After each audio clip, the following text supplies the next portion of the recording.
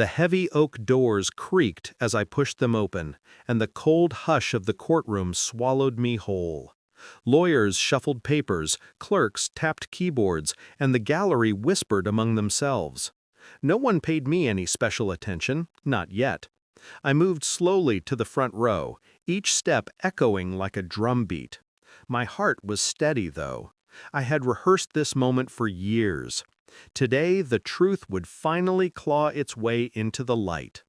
The bailiff called the court to order. All rise for the Honorable Judge Harrison. Everyone stood, including me. And then it happened. The judge stepped through the side door, black robe flowing like a shadow behind him. He lifted his gavel, ready to begin the day's proceedings. But when his eyes swept across the courtroom and landed on me, the gavel froze midair. His lips parted, his face drained of color, and for one fragile second he looked like a man who had just seen a ghost. I didn't look away, neither did he. "Is everything all right, Your Honor?" the clerk asked. Judge Harrison blinked, swallowed hard, and forced a smile that didn't quite reach his eyes. "Yes, proceed." The trial began, some white-collar fraud case that no one would remember in a month, but my presence rattled him. His hands trembled when he shuffled the files, his voice cracked when he read the charges, and all the while I sat silently, never breaking eye contact when he dared to glance my way. The whispers in the gallery started. People were noticing. Who is he? Why is the judge acting like that? But no one really knew who I was. Not yet. 25 years ago, Harrison wasn't wearing robes. Back then, he was just an ambitious young attorney in our small town. He wanted power, reputation, influence, and he was willing to bury anyone who stood in his way, including my father. My father had been a respected police detective, loyal to justice, sometimes too loyal. He stumbled on evidence of a corruption ring, dirty money flowing through the pockets of lawyers, politicians, even judges in training. Harrison was tied to it all, but my father never got the chance to expose him. One rainy night, the police reported it as a botched robbery, a convenience store shooting. My father, shot twice in the chest, was found slumped against the cold pavement. But I knew. Even as a boy of 10, I knew. It wasn't random. It was silencing. And the one man my father had named in his journal, the one person he warned my mother about, was none other than the man now sitting high on that bench, Harrison. The years that followed weren't kind. My mother never recovered. She passed when I was 17, leaving me alone with grief and questions. But grief has a way of shaping resolve. I read my father's journals until the pages wore thin.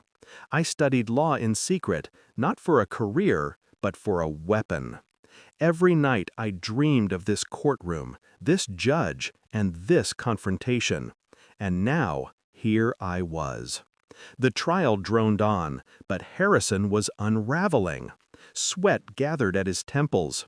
He stole glances at me like a man trying to confirm whether a nightmare was real. At recess, as people filed out, he remained in his chair, gripping the bench like it was the only thing keeping him upright. I stood and walked slowly toward him. The gallery murmured in curiosity. "Do you remember me, Judge?" I asked, my voice low but clear enough for the room to hear. His eyes widened. No, I don't." "Think harder," I said, leaning closer. "Detective Morgan. He was my father." Gasps rippled through the courtroom. A reporter's pen clattered to the floor. Harrison's jaw tightened, but his hands betrayed him, trembling against the wood. "This is highly inappropriate," he muttered. "Inappropriate?" I laughed bitterly. "What's inappropriate is a murderer wearing a robe, pretending to deliver justice while the man who tried to stop you lies in a forgotten grave." The bailiff stepped forward nervously, but I raised my hands. I'm not here to cause chaos. I'm here for the truth. From my jacket, I pulled out a leather-bound journal, my father's. Its pages were yellowed, its spine cracked, but it was intact. I laid it on the bench. This is his handwriting. Names, dates, evidence, all pointing to you. The silence was suffocating. Harrison's face went white. His mouth opened, closed, then opened again, but no words came out. He looked cornered, like a rat caught in daylight. "You thought burying him would bury the truth?" I said, voice steady. But his words lived, and so did I. The gallery erupted into whispers, reporters scribbling frantically. Some pulled out cameras. Harrison slammed the gavel down. "Order! Order!" But his voice cracked under the weight of panic. It was too late. Everyone had seen.